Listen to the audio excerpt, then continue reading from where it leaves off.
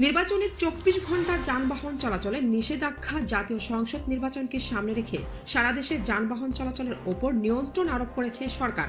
এ বিষয়ে সড়ক পরিবহন ও মহাসড়ক বিভাগ গত 1 ফেব্রুয়ারি একটি প্রজ্ঞাপন জারি করে বিধিনিষেধের বিস্তারিত নির্দেশনা দিয়েছে। প্রজ্ঞাপনে বলা হয়েছে, সড়ক পরিবহন আইন 2018 এর 32 ধারা অনুযায়ী ভোট গ্রহণের দিন 12 ফেব্রুয়ারি ট্যাক্সি, ক্যাব, পিকআপ, মাইক্রোবাস ও ট্রাক চলাচল বন্ধ থাকবে। এই নিষেধাজ্ঞা কার্যকর হবে 11 ফেব্রুয়ারি দিবাগত রাত 12টা থেকে 12 ফেব্রুয়ারি দিবাগত রাত 12টা পর্যন্ত, অর্থাৎ টানা 24 ঘন্টা। এছাড়া মোটরসাইকেল চলাচলের ক্ষেত্রে আরও কড়াকড়ি আরোপ করা হয়েছে।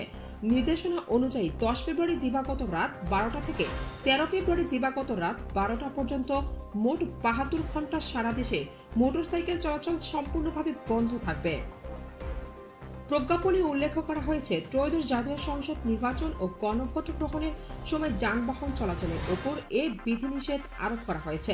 তবে জরুরি প্রয়োজন এবং নির্বাচন সংশ্লিষ্ট বিভিন্ন কার্যক্রমের জন্য কিছু ক্ষেত্রে ছাড় রাখা হয়েছে।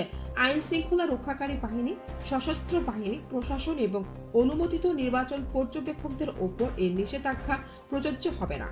একইভাবে জরুরি সেবা, ওষুধ ও চিকিৎসা সামগ্রী পরিবহন, প্রয়োজনীয় দ্রব্য সরবরাহ এবং সংবাদপত্র বহনকারী যানবাহন চলাচলের অনুমতি পাবে।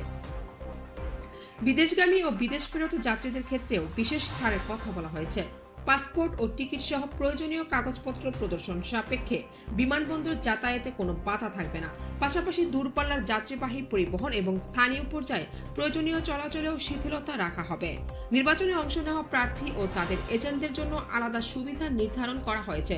রিটার্নিং কর্মকর্তার অনুমতি এবং নির্ধারিত দুরন্ত গতিতে অফুরন্ত সাহসে আমরা